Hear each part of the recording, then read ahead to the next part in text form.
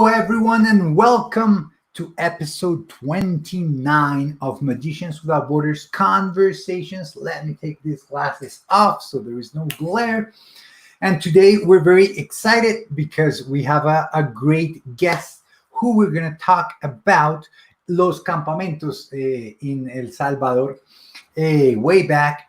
And she's a wonderful person that has helped in Campamentos in El Salvador, and she recently completed a PhD program. She's going to tell us all about it and how she got in touch with us in El Salvador and how she continues to have a relationship with El Salvador, which is awesome. And we're going to talk about that Born to Perform in this episode, which has to do with Penguin Magic and their support of our program. But before we start, as always, let me give you some pieces of news. So the first one, remember, Magicians Without Borders is now on Patreon. So if you are looking for a new way to support us, please go to patreon.com/MWB and you can be one of our Patreons. This is a different way for you to support us. You can support us for as little as $1 a month. And those that are part of our Patreons will have special surprises and special news from us just made for Patreons. We're going to give you news of all of our education chapters all around the world. Plus, we're going to share some magic with you. And depending on the level that you choose, you're going to get to learn magic from us and our students in Patreon. So please go and check that link, patreon.com/MWB. And as always, to remind you that the last Wednesday of every month, we have our mailbag episode, which means that we will answer your questions. So please send them to our email, podcast@magicianswithoutborders.com, or tweet them @magicianswb. We love to hear from you and the questions you might have and any conversations that you want to get started. Remember, if you want to ask us your questions live on the last Wednesday of every month, please send us a message and we will make that happen. And last but not least, remember, if you want to learn magic, you can learn magic from us. Tom Verner, our founder, developed a great online self-paced video magic course called Become a Magician. And when you do that, you're going to be able to learn magic, to put on yourself a 30-minute magic show yourself. That's amazing. Tom goes very thoroughly through over 13 effects, and he shows you how they can be linked together. And as he says, he does not only show you how the trick is done, but how to perform it and how to become a magician. So if you want to learn magic and at the same time support this great cause, please go to learn.magicianswithoutborders.com. And I'm very, very happy to introduce, as always, Tom, who's going to be with me on today's episode. Hello, Tom. How are you? I'm wonderful, Carlos. And I'm happy to say that 5 libraries in the last 2 weeks have purchased Become a Magician for their patrons. And I just got a letter, a wonderful handwritten letter from a grandfather in San Antonio, Texas. And Nice. he just finished the Become a Magician course. And he's been performing for his grandchildren and their friends. And he's just thrilled. And he can't wait till the second series comes out. So he's lighting a little fire underneath my magic wand there to bring it apart.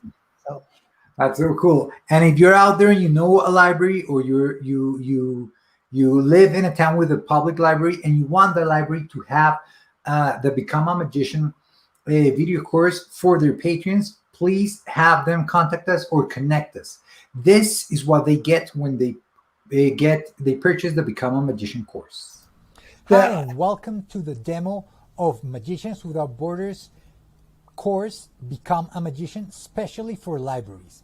So what would you get? You will get your personalized link. That means a URL with your library's name on it. Also, you will have your library's name right here and your library's name in multiple places on the website. And what your patrons will get is a link that will get them inside our online self-paced video magic course called Become a Magician. This is what you get. You get an introduction to magic video, a 30-minute magic show video, and 13 magic learning sessions, plus a wrap-up video. And I'm going to show you how it looks on the inside. Once you are inside one of the sessions, it will look something like this. All the sessions will be on the left, and the session that you select will be on the right. On each of the sessions, you will have a little introduction and a full performance video and a full explanation video for each of the magic learning sessions. The video course is self-paced, meaning that your patrons can scroll and choose the session that they like. They don't necessarily have to do them one by one in order. They just can jump between them, and it's designed so that they can do so. And remember, in each session you will have an introduction, a performance video, and an explanation video. And this is the way that it looks. So in summary, you will receive a URL with your library's name on it. That means that your URL is a unique website that only your patrons or the people that you want to send that link to will have access to it. And it's a very simple website that they can navigate, and they just have to click on the link and they'll be inside of the course right away. So this is the demo for Become a Magicians for libraries from Magicians Without Borders. Okay. Awesome, Tom. Great. So, Great. are you excited for who we have today joining us? Yeah, I mean, this is, it's wonderful that it comes after our conversation with Lauren Markham last week from Oakland, California, who with me, created the Campamentos in El Salvador and ran them for a number of years. And now we're going to have someone who helped us out a lot at not just the Campamentos, but we can kind of focus on those, but helped us excited this year. It's been a long time, and it gives me a sense of the history of Magicians Without Borders, and also excited to pandemic passes that we can begin maybe Campamentos again with Marco, and we can talk about that. Yeah, that's awesome.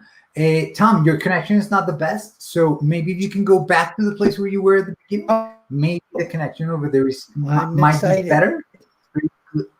It's very glitchy, so try to get back to where you were, Tom, so we can have a better connection.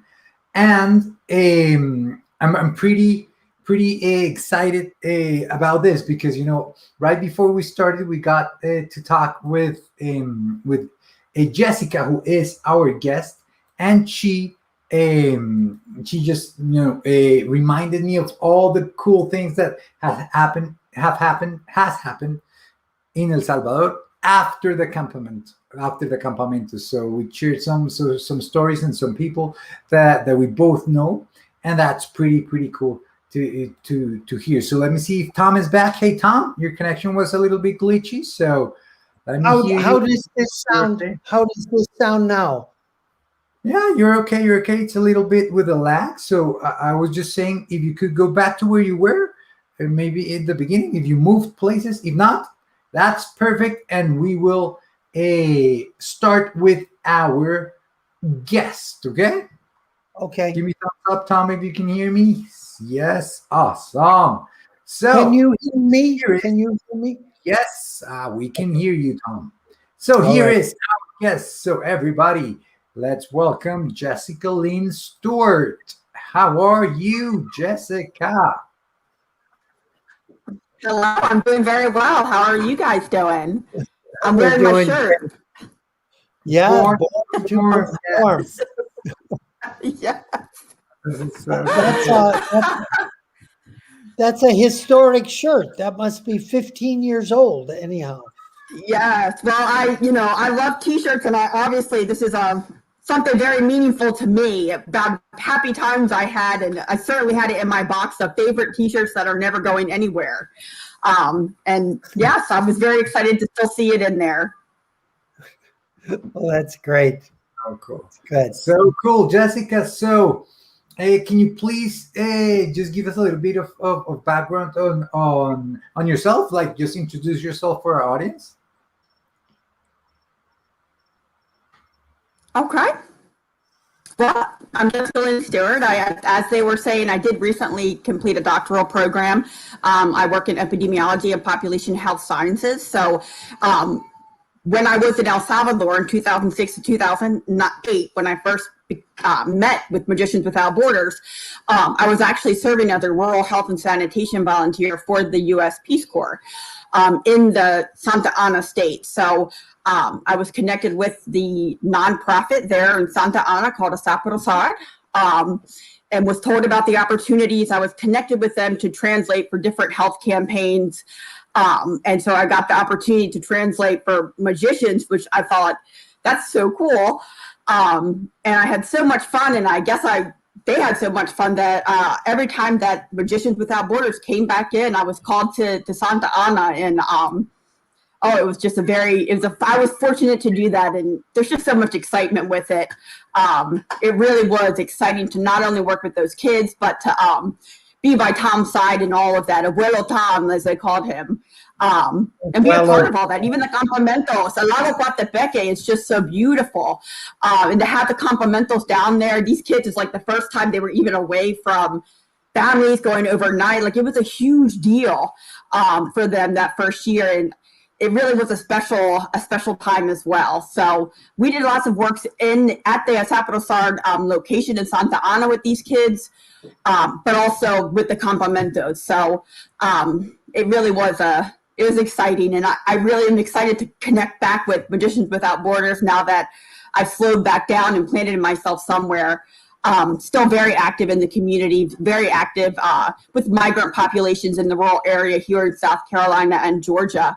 Obviously, my work has to do with public health and public health access and whatnot. So, I think we all have something to serve, not just our communities, but countries and those that need it the most. And for some reason, magic is just one of those things that transcends continents and languages. And I was able to watch that firsthand and the beauty of it. So, it's really my honor to have been part of that and to still be able to be part of that and do what I can. So this is very exciting. My first podcast too.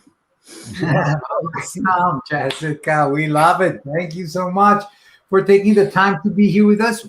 We know that you're very committed to public work, to working in communities.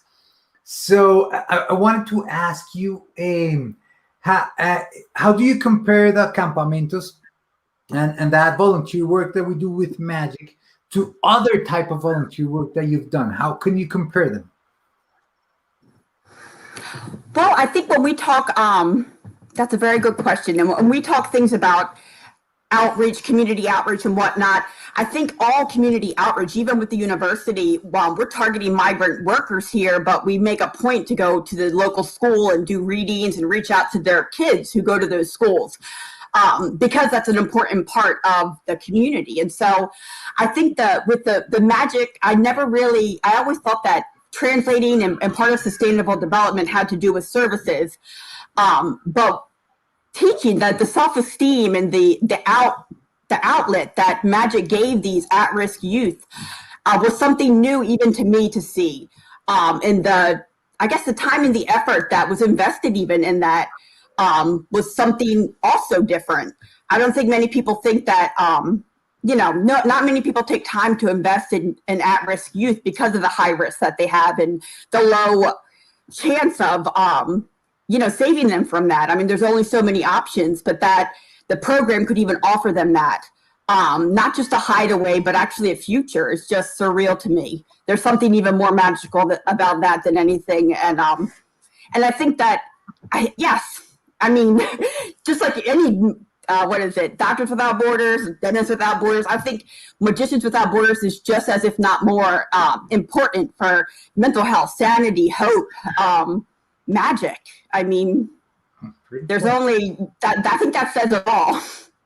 Yeah, pretty cool to hear that, Tom. What do you say? That's wonderful. I think you summed it up in a wonderful way. That's great. Do you have any other questions, Carlos, at the moment? Sure. I mean, I would love to connection hear your impression, Jessica. You heard about Magicians Without Borders, right? Of course, you just told us what you think of the program, but when you walked there and I met Tom for the first time, this abuelo, as they call him, who was going to teach magic, what went through your mind? Like before you understood the whole thing, like what was your first impression of the campamento? Well, first, I had a history of working with Ángeles Descalzos with Saprosar. So these, they were part of a program of at-risk youth with that nonprofit in Santa Ana. And so Magicians Without Borders was one of the things that they did. But I worked with those kids even outside of Magicians Without Borders, when Tom wasn't there, and knew them very well. I've always loved magic, and I know that's like the little kid in me. And I think one of the things I did not want to know was how the magic tricks worked. And so how to translate a magic trick and not find out how it works is very difficult. But I was adamant to try my best to not know how it worked, so it was still magical. My first impression of Tom was almost, he's about 8 feet tall compared to everyone else there. But just to see how these kids that I worked with and knew very well, and he didn't speak any Spanish, and yet he was so friendly and part of them. I couldn't believe he couldn't speak Spanish, but just his demeanor was just so great. And I mean, really, if you haven't been to Lago Coatepeque, the camp itself, I don't feel like I was there translating or working. I was absolutely a participant at that camp. And we really did have such a fun time. Very cool, yeah. Central America has so many great views and sceneries. It's just amazing. And look, here's Tom, teaching a young Maricela that we were talking about. How young she looks over there. And do you have any memories of this, Tom, or any stories about you trying to teach these kids the ghost handkerchief? Well, I just wanted to go back to something Jessica just said. Jessica was very much a participant and very much part of the camp. She wasn't somebody who came in from the outside. As she said, she had connections with these kids. She would be with them at Terminal and with them at Saprosar, and she was very much one of the group.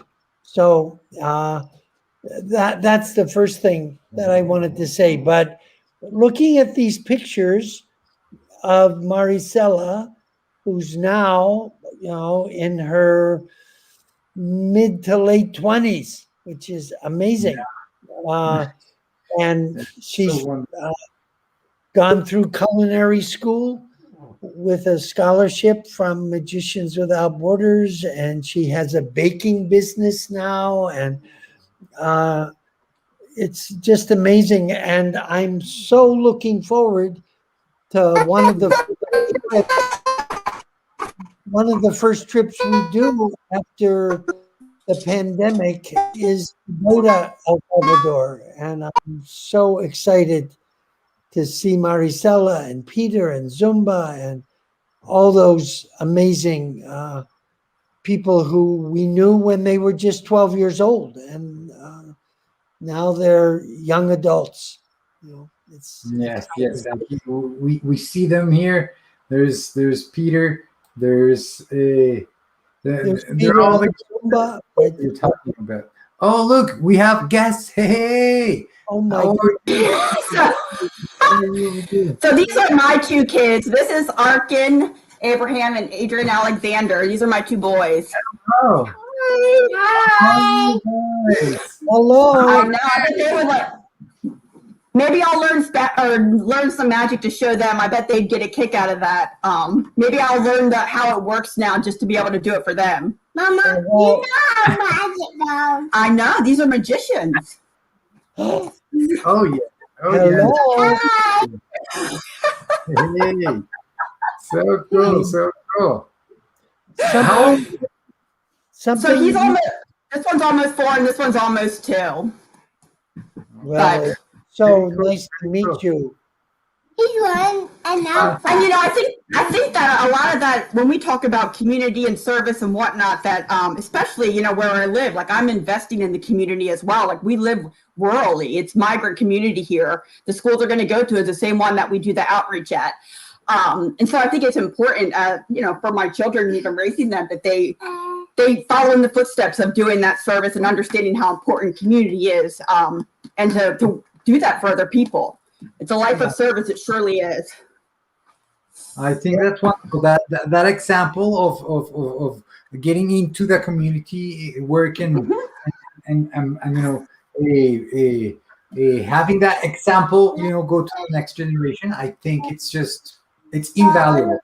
Valuable. Yeah, and I think it's important to talk that it's not an altruistic effort. It's also self-interest, because it's important to invest in those communities. I mean, Carlos, you've seen with Marichela and all of them, the investment in these at-risk youths that are still doing well now, which that's more magical or miracle than any of the tricks they learned.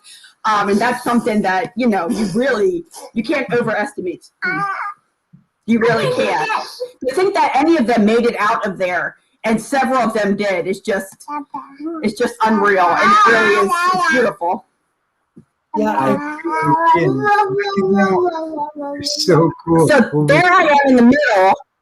So this is actually is that at Sapodosar in Santa Ana? Yeah, we got our shirts on. So either we're at the camp. There's Peter. There's Jaime.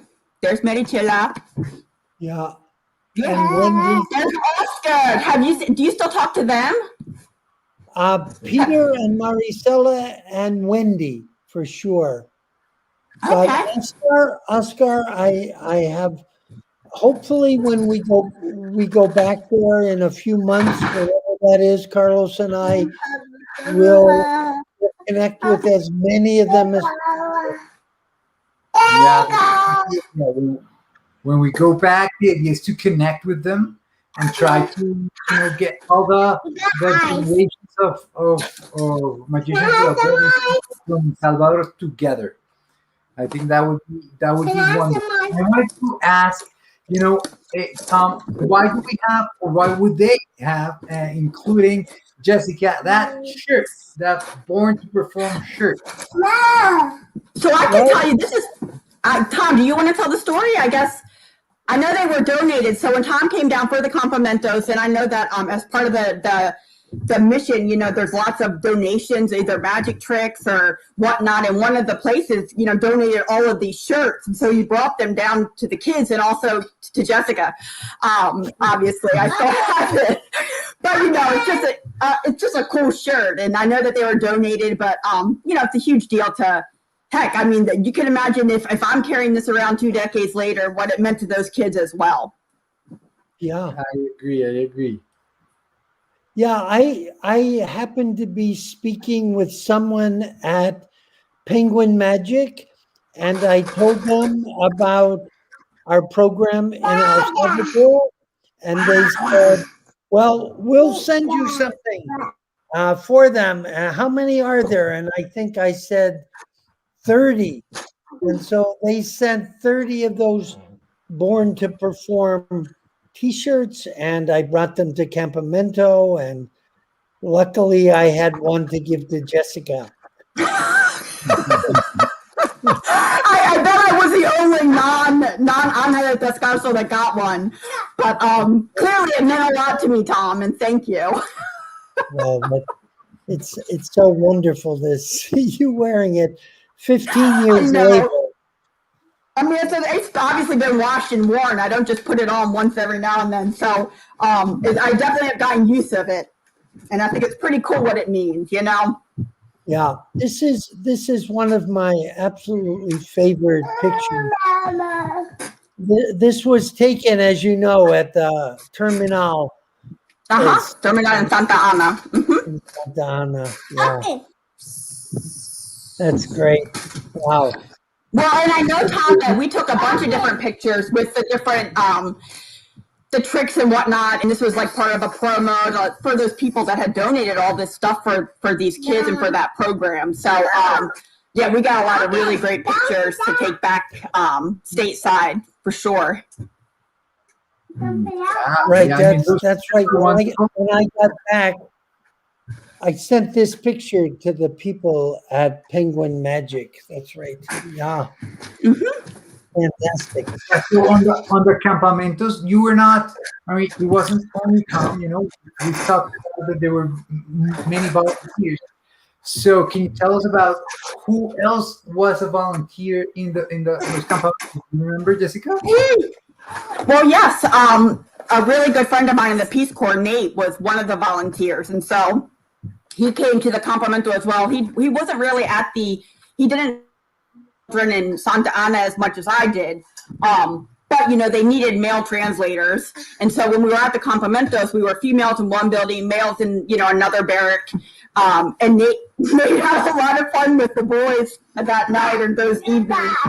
But I remember him being very excited when they were looking for other Peace Corps volunteers to translate. And he was invited to attend, like how happy he was that he got to be part of that as well. So he also felt extremely lucky and had a lot of fun with the kids too. You're never too old to really be a kid, and that's really what it was about for me. And this is a magician from Canada. His name is Quentin Gray. He's from British Columbia. He's a very good friend of John Farquhar. You know that name, Carlos Farquhar?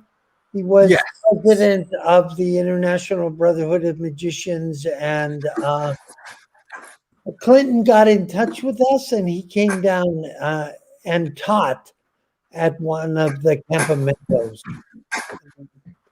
Yeah, I mean, it feels like it was a great experience, those camps, and for me, it's so cool that now we can do something different with our students. And that our students are from all over Latin America, are not only, you know, using magic for different things, but we can actually bring them onto what we do.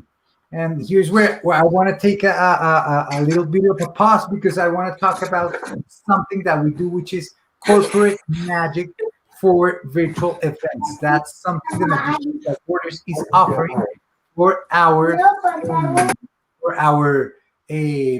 corporate clients. So if you have a company that wants to entertain their team in your online meetings, or if you're planning a corporate event, or if you want to implement a wellness program for your remote team, we can definitely help you. So please go to corporate.magicianswithoutborders.com to find out all the information.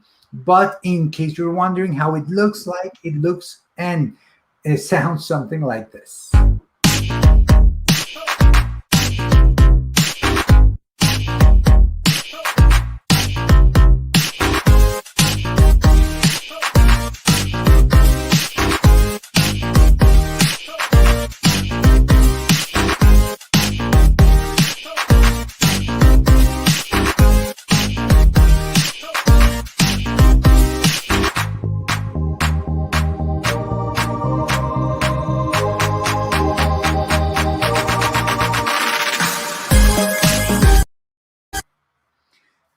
virtual corporate magic is a service that we have developed to enhance your online meetings. So if you hold online meetings, consider offering a wellness programs to them so that we can help you increase the well-being of your employees. If you're going remote and you don't know a way to engage your employees and their families in this virtual environment, we can definitely help you.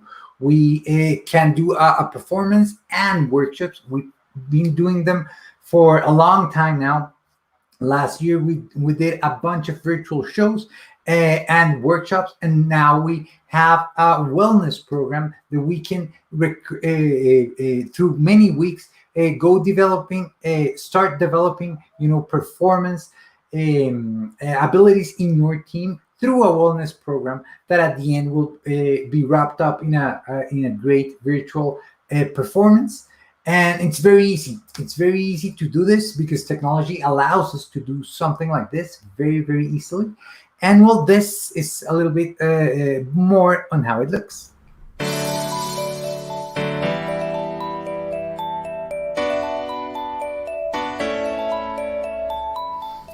Hello, my name is Carlos López from Magicians Without Borders, and this is where we create our virtual magic show. We would love to have you. We have multiple cameras where we can see magic different ways, even one for close-up. Let me take you there, and here you can see magic that's going to happen very, very close in front of your screen, and we would love to have you here with us. We've done this show over the last year for great companies like Waymo, YouTube, Google, and we would love to have you. We can deliver this show via Zoom, via Google Meet, Microsoft Teams, or WebEx, or any other communication platform. Looking forward to seeing you at the show. Bye-bye.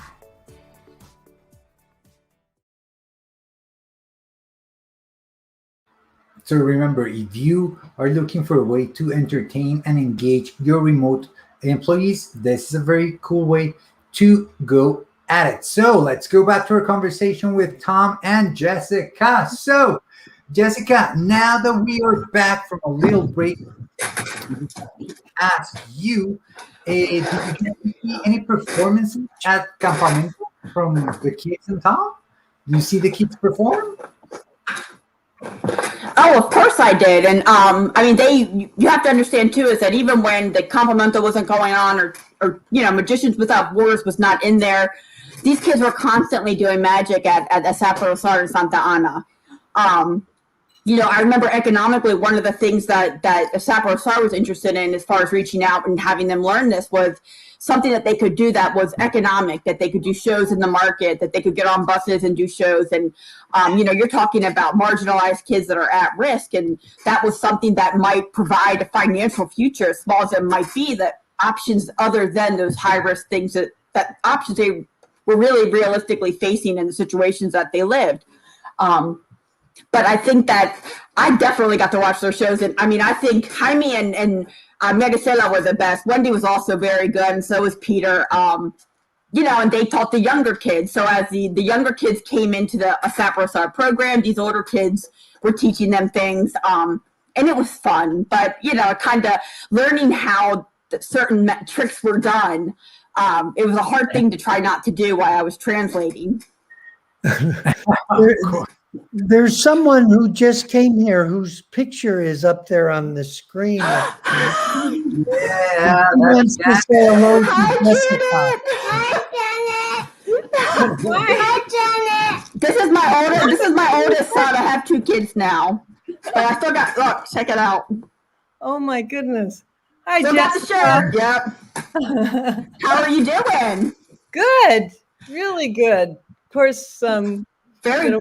doing a little vacation thing right now, so that's nice. Yes.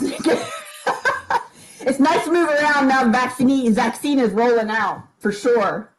Yeah. Yeah. Well, Janet wanted to say hello and see your face. Thank you so much for saying. Yeah, you were in the picture that was just up there. Did you see it? Yeah, I was trying to remember that outfit that I was wearing. Over the years, things have evolved, but wow, in that suitcase? I've had so many suitcases over the years. Who is that next to me? Do you remember? That's your husband, Jim. No, no, not. Oh, you're wearing the same shirt. Yeah. He has changed a bit. Yeah. And is that Jaime? That's Jaime, yeah. Yeah. That's Jaime, yes. I don't know who the little guy He is. was good. I wish I knew what was going on with him these days. I know. Well, his face. He was so good at tricking you with the face. His actions with his face were they were right on for sure. He was definitely a natural. Yeah. But Peter was too. Peter was also a natural at it. I think so. And Yeah. they love performing together, Peter and Jaime. Mm-hmm. They were a team. Yeah, They were a team. They were a great. tag team kind of. Yeah, they were good. Yeah, well, just like Wendy and Maricela, they were a team as well. And so it's interesting the way I'm glad to hear that both of them are still doing well. And you could. So I don't know if you guys remember this or not, but Sapro SAR had two different, Angeles del Scasol were two different at-risk groups. And so Jaime and Peter and Maricela, Wendy, they were in the market. So when I say the market, that means these were children of people that were working in the open market.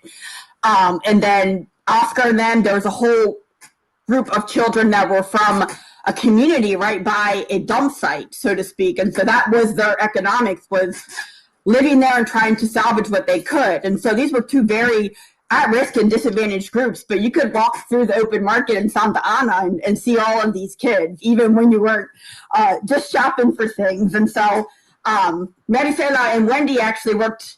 Well, their stands were very close to each other in the market. And so you could tell they were friends out of Sapro SAR and then, outside of it as well. These kids all knew each other and walked past each other every day.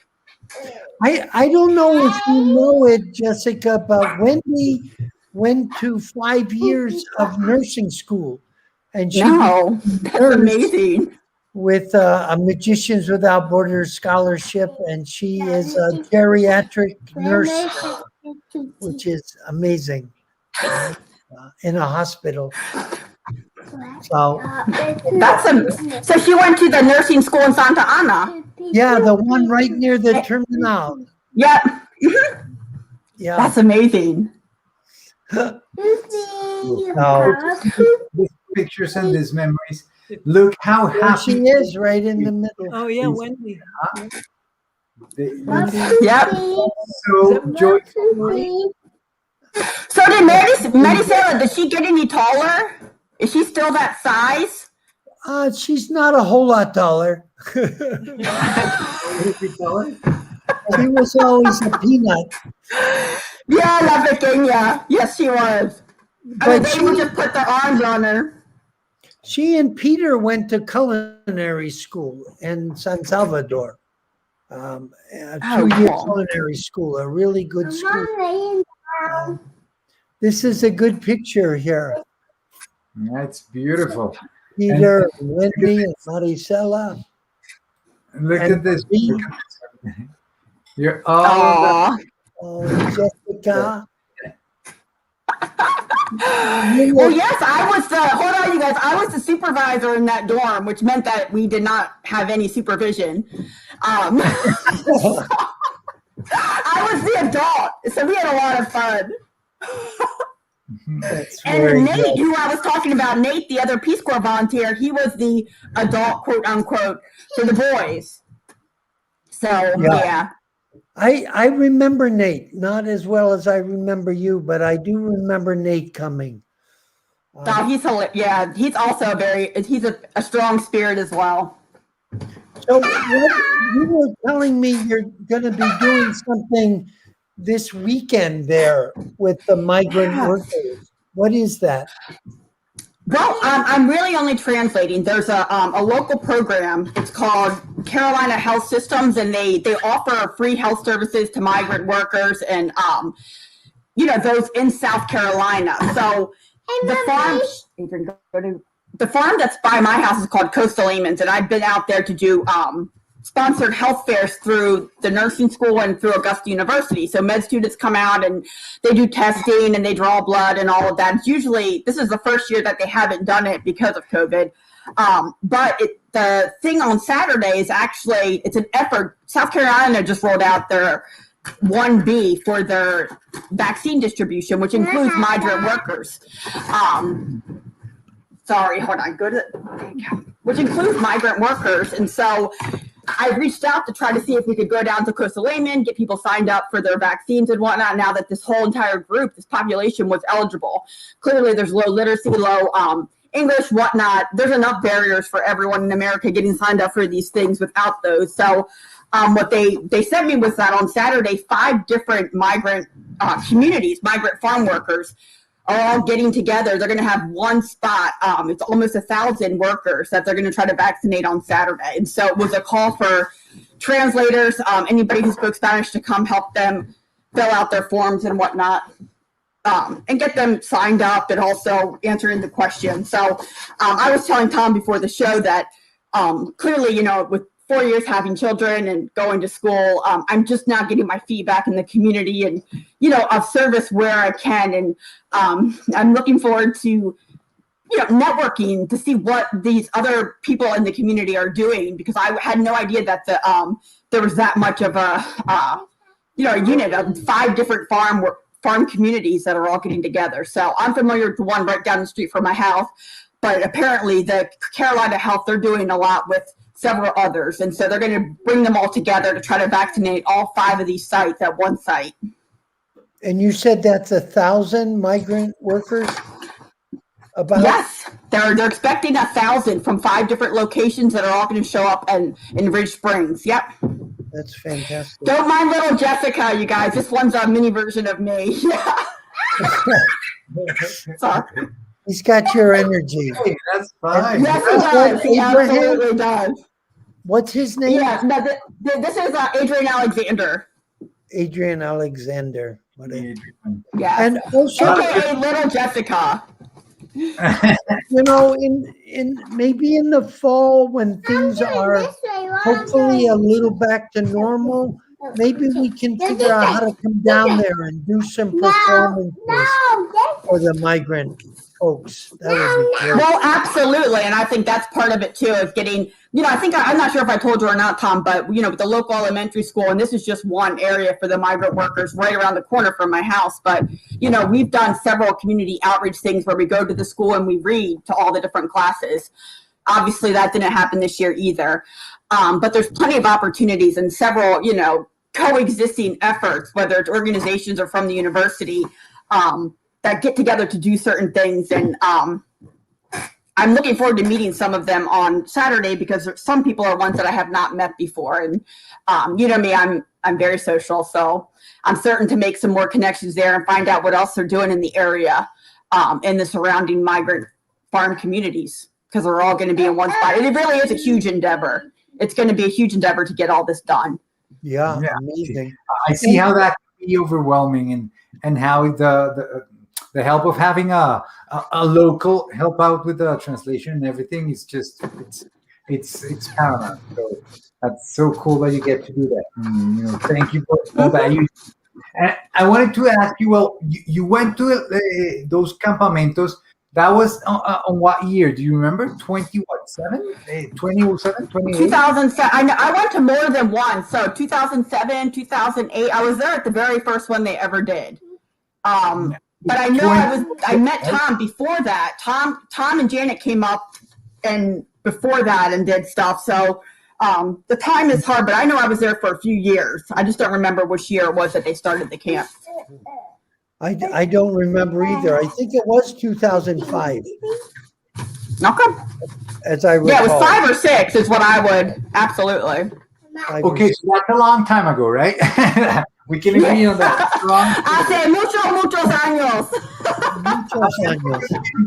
I agree. Hace mucho tiempo. And now you're in the States, you do your PhD program, you've done a lot of stuff, but then why did you, or why inspired you to get back in touch with us? Because we actually, we got a message from you, and that's the way we got back in touch. So what was it that got you to get back in touch? I clearly still have my T-shirt. And so, I'm familiar with different programs that work, public health, whatnot. And I think I wonder if they're still doing, that mission, if Magicians Without Borders is still going around. And so I looked it up, and I thought, let me just reach out and see, what they're doing these days. And I'm really excited that I did. But, I've seen the shirt in my drawer. I know that I have it. And, it's never too far from me. It's a very, that experience is very close to me. And it certainly was exciting to be able to reignite, not just what I have done, but how I can be of service now where I am. Yeah. And like you have your T-shirt, I have that beautiful card you made that says Tom's Angelista Special, and all pictures and beautiful. I still have it above my desk. So. Well, I have a picture, Tom, that I think it was from a refugee camp, maybe in South Sudan. But it's you, and it's like it's an iconic picture for Magicians Without Borders. I'm aware of that. I didn't know that before. But, you gave me a 5x7 of this picture, and there's all these kids, and it's like a little person on your finger or your hand. And just their faces are, it's everything. It captures it. But I had that picture in a frame for a while, and up wherever I lived. Yes, and then so it was always, just a reminder of even in ways we might not think we can be of service and impact communities. And magic is absolutely one of those. So, Carlos, I know you have a couple more questions, I'm sure.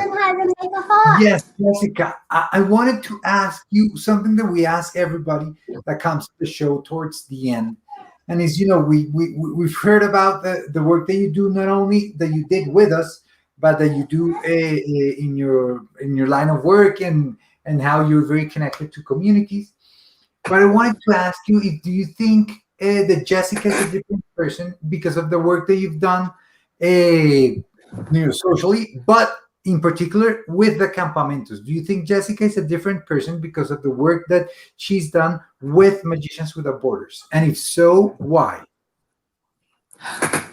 Well, absolutely. So let me start by saying, as a Peace Corp volunteer, I lived very rurally. So I was in a rural community, which meant, we went and had to get the water. And it was not Santa Ana, they had running water and stuff like that. And so my community in the middle of nowhere, where the buses didn't run, was a very different world.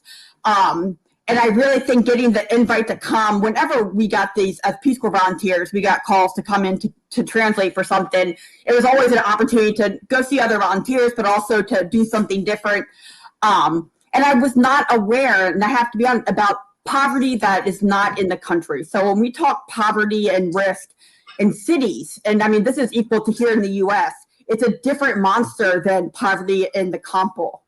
And so I really think that working with Magos Sin Fronteras and working at Saprosar with these high-risk youth really opened my eyes to other systematic areas that needed to be addressed, not just in El Salvador, and how much different those were than the kids that I had in my community, because they were at such a higher risk. They had so much less, but more, and what they had access to was different. And it really was a different mechanism, but being able to understand that and not just narrow what I could possibly work on, it allowed me to expand how much bigger or what else needed to be done on a systematic level, and open my eyes to other areas that are of concern systematically. But I think also the chance to work with the Saprosar and was also huge for me. And so the kids I love kids no matter where I am. I love my own kids sometimes. But I think really the Peace Corps experience changed me. But, I've always loved magic. I keep saying that I was a participant at these Campamentos. And to have it overnight, one of the things we had to do, I do want to say this for the Campamentos was, this was the first time these kids were going away from home.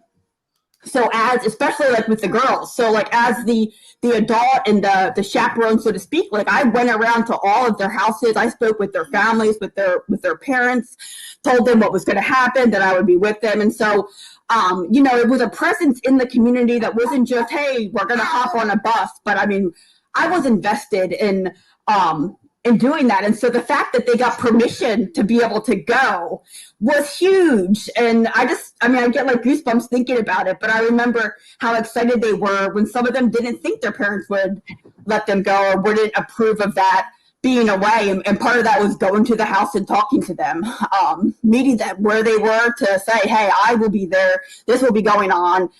You will keep your children safe. And any parent's going to have that concern, but it was a huge deal for these kids to do something like that. And, there was a lot in the background to do that, but being able to do that and get them to go and be part of that magic of that experience of an overnight camp for a kid that, lives day to day.